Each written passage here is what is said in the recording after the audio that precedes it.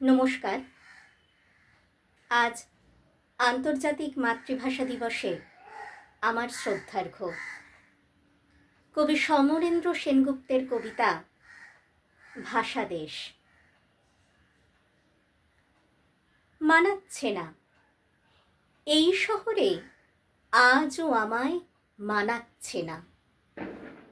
ছিলাম আমি নদীর মানুষ, পল্টন মাঠ, সদরঘাটের বদর মানুষ।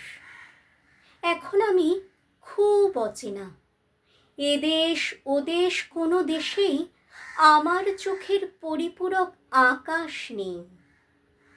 কি লাভ হলো এই যে আমি জন্মমাটি ছাড়াইয়াছি, নৌকাবিহীন পাহাড় হারা বুকের কালোয় বাঁচি, অন্ধকারকে টুকরো করে শব্দ খুঁজি। এর নাম কি জীবন যাপন? এর নাম কি প্রাণ ধারণ?